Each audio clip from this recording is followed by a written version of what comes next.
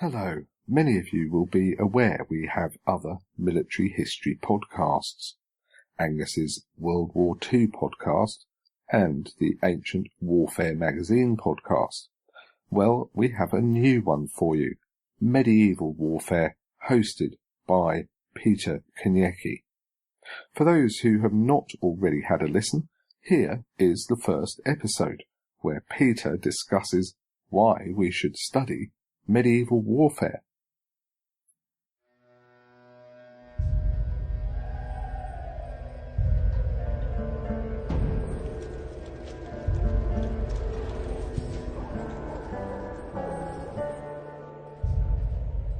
Welcome to the first official episode of the Medieval Warfare Podcast.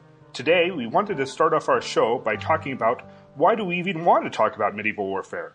There are hundreds, if not thousands, of historians who research and write about wars, battles, and the military in the Middle Ages. Why do we want to know about this? Why do we think the world should know about this? I'm Peter Konieczny, the editor of Medieval Warfare magazine. I'm joined by two guests. Daniel Franks, assistant professor of history at Richard Bland College of William and Mary in Petersburg, Virginia, and he researches military networks and the intersection of strategy, policy, and culture on military operations in the 100 Years' War. He has a forthcoming edited collection, Prowess, Piety, and Public Order. An award-winning professor and writer, Michael Livingston, holds degrees in history, medieval studies, and English. He teaches at the Citadel in Charleston, South Carolina, where he specializes in medieval military history and culture. His last book, the Cressy Case Book, won the 2017 Distinguished Book Prize from the Society for Military History. And just both of you happen to do your PhD at the University of Rochester. Did you both go there thinking you were going to learn about medieval warfare? For me, yes, certainly. Yeah. No, not at all. Yeah. Not for me. No, I was there getting a PhD in English while Dan was over kicking ass in a history department. You had like kind of similar people that you worked with when you were both there? Yeah, well, I would imagine so, because Mike, you would have worked with Tom Hahn, Russell Peck. Yeah, Russell Peck, Tom Hahn, and of course Dick Kuiper, who you worked with. Yeah, so I think we shared the same set of medieval mentors. Just one thing, you'd both recommend going there. Oh heck yeah. Oh yes, in a flash. Yeah, Rochester is amazing for a medievalist of any stripe. I mean, you have on the English side amazing scholars, on the history side amazing scholars, in addition to other fields as well. I mean, there's some people in modern foreign languages and that sort of thing. But one of the key things about Rochester is the Robbins Library, which is one of the finest libraries, research libraries for the Middle Ages in this hemisphere. Frankly, it is absolutely extraordinary, and I lived there for 5 years of my life or whatever. Just lived there and worked there. It was great. It was fantastic. Yeah, I had one of the coveted keys to the Robbins Library, because they like recruiting us, some of the medieval people to sit behind the desk, and of course that was a bonanza. But also, I mean, the people too. I mean, these are people who, you always hear those horror stories in grad school about, I never saw my advisor, and when I tried to the door was always closed. But with the people at Rochester, the door literally is always open, and it makes for I know, speaking from the history side of it, we were the envy of the other many of the other graduate students in my department, because we had a very supportive advisor in Dick Kuiper. No, that's great to hear. I guess, Daniel, I'm going to begin with you and ask you, what made you want to learn and teach about medieval warfare? How did it start for you? Wow. Well, it's interesting. One of the first pieces of advice I was given when I was going on the job market was make sure you have a coherent story about yourself, so that it doesn't seem like you just happened into what you do. And I thought, well, that's kind of weird, because, it's always it always looks more orderly when you look back on it. But, when you grow up playing with Lego castle sets and watching King Arthur movies, how do you not go on to learn, do sword fighting and want to study the Middle Ages and medieval warfare? But actually, in my case, I came very close to doing a doctorate in World War II studies, specifically German Army studies, but Eastern Front sort of stuff. And there was a period of time where I was sort of balancing. I was like, I don't know, should I should do this maybe, but I was drawn back into the world of medieval warfare, and why that was. I think looking back on it, I was drawn to like the big questions about war. I mean, why do people think that war's worthwhile? And how is their expectation of war impacted by the way that war's organized and fought? And when I looked at the two projects I had in mind, one was a kind of a straightforward, kind of a medieval reading of a modern German memoir. It's kind of straightforward. The other one, which wound up being my dissertation, and which I'm trying to turn into a book right now, was much more engaged with those sort of big questions. So to me, medieval warfare, on top of being cool and flashy and very different, is much more immediate to me in terms of getting us to the big questions about what is the purpose of military force and why do people think it works. And there's just the challenge of the Middle Ages itself. I just found it endlessly fascinating to just try to wrap my mind around this time and place.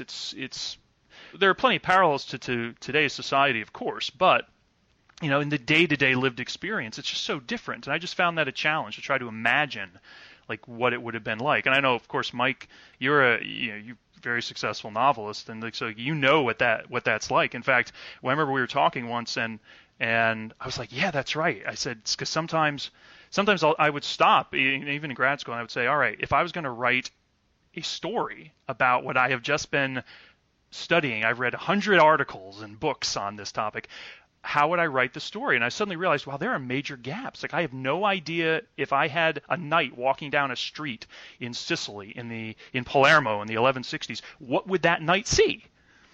And to me, it's just endlessly fascinating. Michael, was your experience similar? Like, what drew you to like talking about battles like 600-700 years that took place 600-700 years ago, right? Yeah, well, to kind of sort of pick up on what was just said, Dan's quite right about this filling in the gaps business. As I said earlier, I came to medieval warfare sort of indirectly. I was trained as a textual scholar, as an editor of medieval manuscripts. Rochester was a great place for that, and I specialized in it very early. So I was interested in sort of recovering in a sort of artifactual sense as best I could, from manuscript to, what ought to have been said, what do I think is happening here, trying to edit these texts. And that was great for a while. Part of doing that is you have to have expertise in history, you have to have it in literature, you have to have it in language, you've got to know a lot of stuff to be able to pull that off. And I was a history undergraduate, so I was very much trained in sort of historical methods in that regard. The more you do that kind of work, the more you become aware of these deep and profound gaps that we have in our knowledge. And the Middle Ages, we always sort of, we'll bark about people calling it the Dark Ages, but it is rather appropriate given this kind of lack of fullness of information that we have, which is wonderful to me and to the way my mind works, because I like getting in there and trying to fill in those gaps. As a result of this kind of combining forces of my need to find gaps and fill them in on that kind of thing, I did become more and more interested in battles, and down the road a little bit got into the Battle of Brunanburg, fairly little known battle, but one of the more important battles actually in English history, and trying to fill in the gaps of what happened at this battle led to me trying to fill in the gaps of another battle, and one thing after another. And I think my biggest role, if you will, in things as they stand right now, is that I am coming at most of this material from a kind of sideways perspective, in that I don't take for granted anything. So, you mentioned the Battle of Crécy casebook. Part of how that got to be the big deal it did is because I was dumb enough, if you will, naive enough, to ask the question of, well, we all say the battle happened here. How do we know? And it turned out that we didn't, because the battle didn't happen there. And as soon as you started teasing that out, it all fell apart. But nobody had bothered to ask that, and kind of coming at it from somewhat of a outside perspective helped a great deal in that. I came into it as when I started. It was like halfway through my undergraduate, and it was the first time I actually went to the International Medieval Congress, the one at Kalamazoo, Michigan. I knew nobody when I went there. All I knew was I really liked the Middle Ages, and I was probably the only undergraduate that was there at that conference that year, about 20 years ago. Sitting in with the medieval military historians, Kelly DeVries and Bernie Bachrach and Clifford Rogers. They were so warm, actually, to me, and like right away, like, oh, who are you? And were like interested, and let me in on conversations they had. So they really kind of brought me in to it. So it was those kind of relationships that really kind of got me. Wow, these are really interesting people to talk with, and they're telling me all these things that these fascinating things about military history, which other groups didn't, at Kalamazoo. So it was part of that kind of brought me in. But I also kind of agree with these kind of questions that kind of just drive me, to kind of learn. With military history, you can kind of take it like almost piecemeal. Like you can ask the who, what, where, and why. So, which you can't necessarily with other kind of topics. Like you can learn something fairly small in military history and discover something like that. So that's how it kind of brought me in. So. Well, absolutely true, and you're quite right to point out the wonderful camaraderie that there is between military historians in general are just great people, but I think medieval military historians are quite a little band of brothers, if you will. I mean, with the exception of Dan Frank. I mean, he's we don't, we say a lot. Oh, I'm sorry, Dan. Hi, sorry, bad. I forgot you were on the line still. Yeah. That was my experience as well. Actually, my first Kalamazoo, I remember Dick Kuiper said, "All right, now make sure all right, you're gonna go. You make sure you introduce yourself, Kelly." And I went to one of the panels, and I came up afterward, and it was Kelly DeVries and John France are standing there. And I said, "Hi, I'm a new grad student of Dick Kuiper's," and Kelly was like, "Hey, John, look, we have another Kuiper student here," and they were just like. And I was like, I have no idea what's going on. I'm just feeling my way out here. It's my first time at this conference, and they were like, "All right, come on, we're gonna do stuff." And I'm like, "Oh," and yeah, it really has made a difference over the years. Tremendous difference. Yeah, it's amazing people in this business. Well, I can say all right, we all say that we've got a passion for medieval warfare, and we love it and stuff like that. But is it kind of there are also like larger reasons on why we think is like important for to teach it and tell other people. So why should we learn about like knights and crusades and military systems of long ago? So Michael, I'll start with you in part because you teach at the Citadel, which is a military college. How do you explain the relevance of medieval warfare to your cadets? Well, of course, there's sort of a pat answer I could give, of course, which is that whole, study history so that you don't repeat the mistakes and that sort of thing. Of course, as historians, it ends up we instead just end up watching everybody else make the same mistakes who didn't bother to study history. It's very frustrating. I am teaching a lot of students who are going to be out in the field, who are going to be leading men and women on the field of battle. And yeah, you're not going to be doing this with swords. Hopefully, if you are, things are already in trouble, right? But tactics and things on that kind of granular level may be different. But on the larger scale of what happens in strategy and battle hasn't changed all that much. And when you kind of break it down and tell them about the Battle of Shrewsbury or tell them about, whatever it is, what you're talking about is things that are still applicable into their lives and their future. And it's also, to me, in the way I approach this stuff anyway, also a very concrete life and death example of critical thinking at work. To sort of look at, okay, why were these decisions made? Why did this king make these decisions? What was in his mind? What was he using logistically? What was he thinking in terms of this and morale and whatever it is? And in order to, stop thinking about war as, just little animated blocks that move, against one another, with some cool sound effects or something, but instead, what is reality, and how does that affect our ability to think critically about materials, whether that's war-related or not? The ability to think critically is going to help us. And this is such a wonderful concrete example of that becomes applicable no matter what their major, no matter what they're doing. You are going to be better served with being able to think critically. And I can think of no better means, no better mechanism to get them excited, get them interested than medieval warfare. Now, Dan, you're kind of new to teaching, and you're starting to create courses on medieval warfare.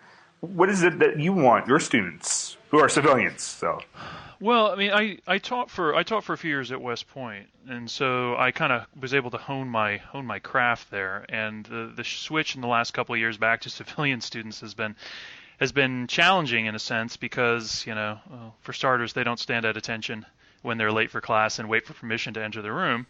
More's the pity. Yeah, more's the pity. Beyond that, I mean, there is a great sense of why am I here? Especially in sort of intro courses. I think for me, focusing on medieval warfare as a way of teaching students is a way for what I see a lot of is getting students to realize that there are things you can learn from history, and also that you might like knights, and you may love Game of Thrones because, well, who doesn't, I guess. But the reality is so much more interesting, and once you actually engage with that, then you can begin to unlock the modern world where we use Middle Ages in general, but also medieval warfare in particular for all kinds of purposes. So if we're watching, I show a lot of movie clips and documentaries in my classes typically, or I'll assign them. And students always get a kick out of it when I say, all right, well, let's say the Nick Cage's Season of the Witch, right? All right, if you're medievalist, you can be like, all right, that's a horrible movie. I won't rise to its defense. But the sword fighting was actually not bad, particularly the squire. Somebody had taken 5 minutes to look at their Paulus cowl. There's some half swording. There's reversing, the squire reverses the grip on the blade, and said, all right, so this movie is absolutely awful. When you watch that, this is a place where they did their homework. So for me, half the challenge is getting students to realize there's a deeper story behind these films and images that they just take for granted in today's modern society. And if we can get past that, then I feel like I'm ready to start, where Michael was talking about. It's like, all right, now we can focus on, all right, there's things you can take away from this.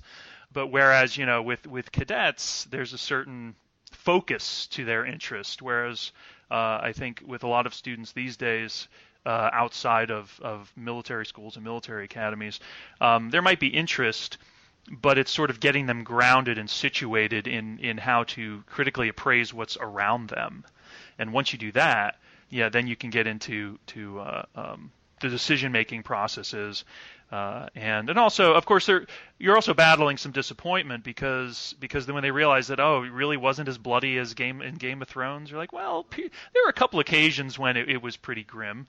But, buckets of blood and gore, well, yes, but also no. I'm afraid you could take Dickens' opening to Tale of Two Cities and apply it to the Middle Ages. It was the best of times, it was the worst of times, it was a time so much like our own that it won't be considered remarkable if it wasn't for certain peculiar aspects of that time. So why should people study it? I mean, the approach that I've taken once I got out of West Point was very much a case of people should study this because in popular culture these days, where you've been fed a picture of what the Middle Ages, including medieval warfare, is like, which plays to certain tropes and certain themes and certain values which you're not accurate. The depiction isn't, and if that's off, then you should question what you're being sold in popular culture. Yeah, I like that kind of answer too. I like one thing that I enjoy talking about when I talk about military history and history of warfare is that you can say that there's always a winner and a loser in these battles or sieges, and you can kind of look from two different points of view. which is really sometimes hard if you kind of do other kinds of history. It's usually kind of a narrative, a straightforward narrative. But, in military history, you can kind of look at how people made errors, strategic or tactically. You can see examples. So it's kind of like, I don't know. You kind of mentioned that little trope. I think it's called those who cannot remember the past are condemned to repeat it.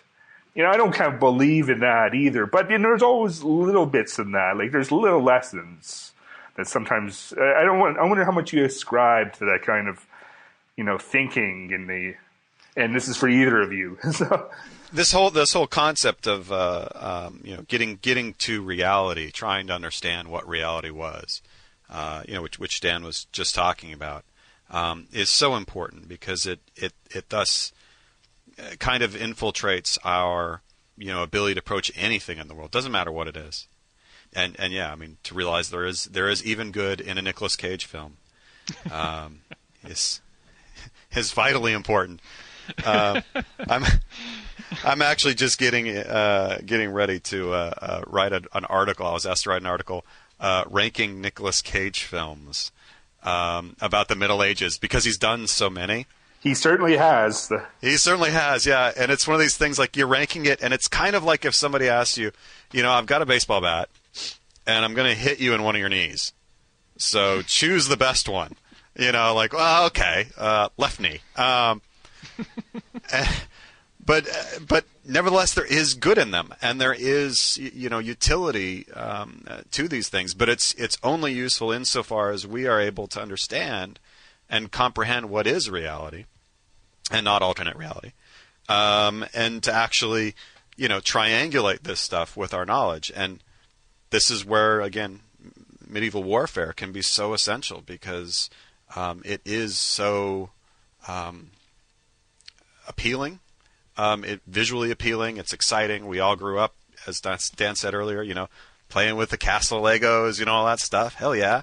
Watching Game of Thrones, which is totally awesome, and the Battle of Bastards was cool. That stuff appeals to us popularly. It appeals to us individually. And so it becomes such a useful medium to kind of turn, they're already interested in this. They're engaged in it. Very easy to turn them from that into, okay, now let's grapple with this stuff in a more historical way. That would be much harder, for instance, than saying, well, let's talk about what a medieval table actually really looked like. Let's talk about what did a medieval fork look like, and let's use that as a way of kind of looking at our assumptions. Nobody's going to care. I'm already bored talking about it. But if instead we talk about a battle and war and yeah, there's knights and stuff and arrows and oh my gosh and this and a storm of arrows and that actually didn't really ever happen. But whatever, and we could. It is just so much more appealing that way. And they pay us to do it. I don't get it. It's great. It's the greatest thing ever. There's another aspect too, though, to the utility of studying the Middle Ages, and it's something I've been poking at this at a project like this now for in my copious spare time. Since probably late 2015, because I was going through everything that I had done at West Point, and then I was looking at like the current. Every time the Middle Ages or medieval warfare is discussed, sort of in high-level military and policy journals, and I've gone through a bunch of them, and I've looked at them, and there's a number of like master's theses you can get off of the Combined Arms Research Library site. There's even one on like leadership at Cressy, interestingly enough. And when I'm going through and I'm looking at the way that policy analysts and policymakers and even a lot of military figures talk about medieval warfare, I realize there is a great utility to studying medieval warfare and to talking about it at a high level, because there currently isn't a sort of book out there which says, look, military strategists and policymakers, if you want to use the Middle Ages as case study and as examples, here are some ways to do it. Here's the vocabulary, and here are the questions you should be asking. And that, to me, gets to something which I think we've all kind of hit on here, but haven't maybe vocalized as explicitly, and that is, it's just simply the challenge of trying to understand a society in a time where not only the warfare, but the society itself that produces the fighting machine is very different. And one of the running themes of critical themes that you can find from foreign policy journal to a lot of position papers, especially for recent U.S. military affairs, is that, well, if you go into a country, how do you have to think outside the box. You're dealing with a country which is not similar to yours. A society, fighting methods, culture, expectations behind what a warrior in these other societies will do and aspire to. And I think the medieval warfare has a lot to tell us about that. From such things as this is a favorite example which I've been working on, sort of my first case study on this. The military these days, since the global war on terror started, has been focusing on this thing called dark networks, which is essentially terrorist networks, right? They're networks that exist, but they don't want to be discovered. I mean, first of all, historical study, as we do, is very much a case of dark networks because you're dealing with fragmentary evidence. But a good example of how to sort of inform military strategists and policy people in a good way is to say, look, let's take a look at the Albigensian Crusade. Right. This is a classic case of dark networks.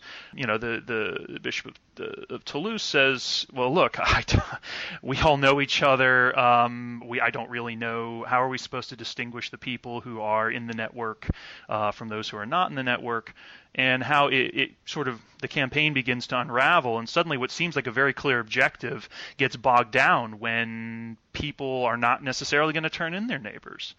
And so it's things like that just really, I think, drive home to me that there's a sort of a high-level policy aspect to talking about medieval warfare, which, even if you go to, and correct me if I'm wrong, Michael, but I mean, my impression of when I've gone to, say, the Society for Military History conferences is, it's the World War II guys and the Civil War guys, and then there's like an ancient and medieval panel like over on the side, and some people show up out of curiosity. There's like, yeah. Really, in medieval warfare? What do you people do? And there's not as much conversation as there should be. I mean, I don't know how often it's happening at other places. I know here, like at the Citadel, I have a lot of kind of crosstalk with people in the history department who are very much not medieval, which is amazingly useful. A lot of really good insights have come from that. I think I hope anyway, in both ways. Certainly, I've gotten a lot of great stuff that way.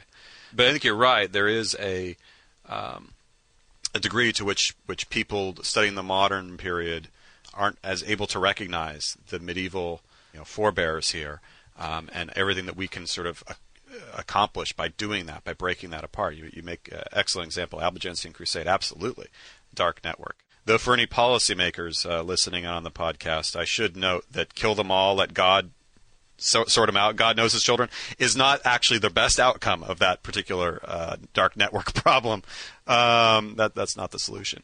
But yeah, the idea that you can go to these relatively, we think, known and everybody knows what happened at Agincourt, everybody knows what happens at Crécy, everybody knows.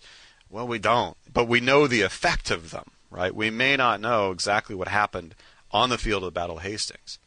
But from a kind of policy perspective, as Dan's talking about, we can know what the effective result was. That moment, obviously, William the Conqueror wins, King Harold loses. Did King Harold really take it in the eye? I mean, I think probably he didn't, and I'm working on that right now.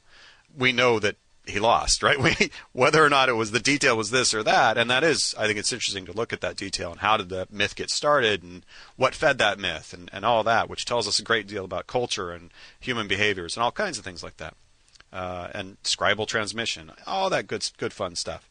But it also, when we kind of take that bigger picture, those facts don't change, and those sort of broad images of what's going on, those don't change.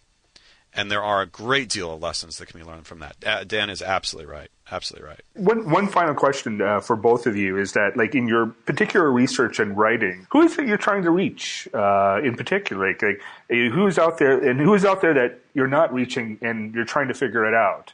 And like, because I'm the editor of Medieval Warfare magazine, and my kind of whole goal is that to bring scholars and historians and get them talking with the wider public. And get your stories out there. So, like, I'm wondering, when you kind of approach this, like, who is your kind of audience? Well, speaking personally, my audience that I'm trying to reach are the people who make decisions about the MacArthur Genius Grants. Oh. So if you know any of them, that'd be fantastic. I guess I honestly don't even think about that. Do you even think about that, Dan? Who am I trying to reach? I just think about, fellow scholars and, Yeah.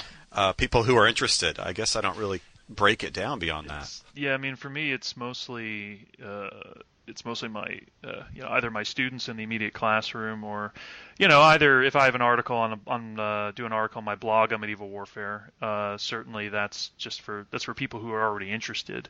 The sort of modern war medieval history case study thing I've been working on, that actually has caused me to think about audience, because who am I trying to reach? And that's, again, it's a question really that you have to have ready to answer when you try to pitch it to a publisher, right? And they say, well, who do you expect is going to buy this book? And I'm like, well, if you want policy people to buy it, then you need to write in a certain way. If you want it to appeal to people who study Middle Ages or specifically medieval warfare, you need to make sure you have a certain focus. And then there's just the issue of ways outside of that. Out of the sort of publishing angle to be visible. My audience, I did this thing last semester where we're gonna have medieval warfare day, and I brought in my swords and my tabard, and I had my van braces, and I went out in the quad, and apparently I disrupted the entire campus, because students who saw things from the window, they were just getting up and walking to the window, and professors across campus were like, "What the heck's going on out there?"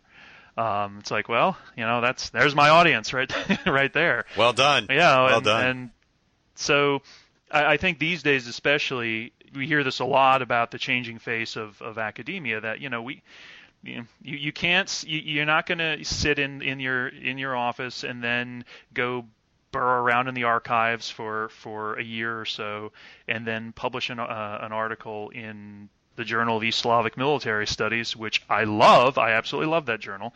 But that alone is not enough these days. You have to, like you do, Michael, right? I mean, a column on Game of Thrones and medieval warfare, or a podcast, a blog, that we have to be much more aware of the sort of reach in general. If we're talking about, and both Dan and I said this, repeatedly, that we think this is so applicable, we think this is so has such value to the world. Even though it happened a long time ago, it continues to hold great value, and in fact, in some respects, gets more and more valuable the further we go, because the more we know about it.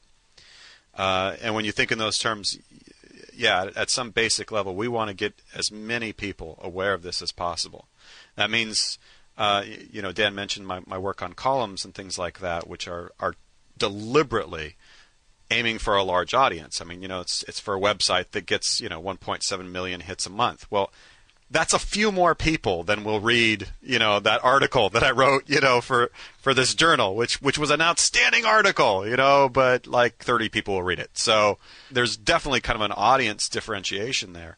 And the one that's reaching out to that big audience is going to be pitched different. It's going to have a sort of different rhetoric approach and all that kind of stuff. But of course, the end goal of it is still going to be the same thing. It's still going to be about trying to increase that awareness. It's still going to be about trying to just convince people that this is worth thinking about. Whatever it is, whether it's analyzing the Battle of Bastards in Game of Thrones, or it's ranting about the worst Nicolas Cage movies about the Middle Ages. I mean, there's the same thing is happening in either of those when you break it down, and it's the same thing that we do in our journal articles as far as just intellectuals. One is a more smaller group of like-minded people, and you can push things in different directions. And the other is a public perspective. And Dan is absolutely right that the more public we can move, the better. And things like this podcast, I really have to applaud you, Peter. This is such a great idea to have something like this and to use this mechanism to, not only keep people who already love it interested, but to expose hopefully new people and get new readers, new listeners, new people interested in the field, and that can only be good things for the rest of us. I've always been involved in this kind of I think when about 15, 16 years ago when we started the De Re Militari website, and that first kind of showed me that there is a much wider audience beyond the people that were in the conference rooms at Kalamazoo or at Leeds or at another university conference. It shocked me at first to see that, there's hundreds of thousands of people that are coming to read, academic articles or bits of chronicles, right? And so I've kind of used that, that kind of thinking as I've gone on, and hopefully with Medieval Warfare, with the magazine, that we can keep doing that. Yeah, we love it. We love it, man. We love it. It's great. Is there anything else before we go? Is there anything else that you guys want to kind of mention about what the work you guys are doing right now? Yeah, so I'm working on this primarily on a study of military networks and mobilization in the 1300s for Eastern England, sort of turning the dissertation into a much modified and expanded volume. And I've been doing a lot of work with medieval heraldry, actually, focusing on a roll of arms, which was created sometime around the Cressy campaign. Either, I think I would say probably at the Siege of Calais, but that's getting ahead of myself. And I am heading down the rabbit hole when it comes to trying to identify coats of arms. And that's mostly what I'm working on at the moment. Needs to be done, though, man. Coats of arms are just an unbelievable rabbit hole, like you said. It breaks my brain every time I have to deal with them. So what I'm working on these days, I have a few things under contract that I'm, if my publishers are listening, of course I'm working on. So I'm scheduled to do another casebook on the Battle of Shrewsbury, which should be very, very fun. There's some really cool stuff there. Of course, that's the one where the future Henry V gets shot in the head with an arrow. Awesome. Don't lift your visor in battle, boys. It's not a good idea. I'm also with Kelly DeVries working on a textbook on medieval warfare for the University of Toronto Press. That one's going to be, I think, of great utility. It's a much needed resource to just have. It's kind of like a source book, I mean, it's not just us gabbing on about something. Look, here's what they themselves said about this. Here's what they themselves said about this. And we've cast a really wide net for that. I always use the example when anybody asks me about it and says, what do you mean a wide net? And I say, well, we have a section on camp followers, which are a real thing, that you had camp followers. And those of you who don't know what that is can Google it. And it gets ignored. I mean, it's just one of these things that gets ignored. So it's going to be in there. And then I'm working on a few little things with the Battle of Hastings and the Battle of Agincourt, and I might be writing another book on the Battle of Crécy. We'll see. So a few things in the fire, and then writing novels on the side and that kind of stuff. So okay, with that, I want to thank my two guests, Dan Frank, Michael Livingston, as well as this show's producer, Angus Wallace. And I want to thank you for listening to the first episode of the Medieval Warfare Podcast. If you like it, I hope you will subscribe and get future episodes. I'm Peter Konieczny. Thank you so much. Thanks for listening. That was just a taster of the first episode of Medieval Warfare Podcast. Hope you enjoyed it, and back to our normal podcast next time.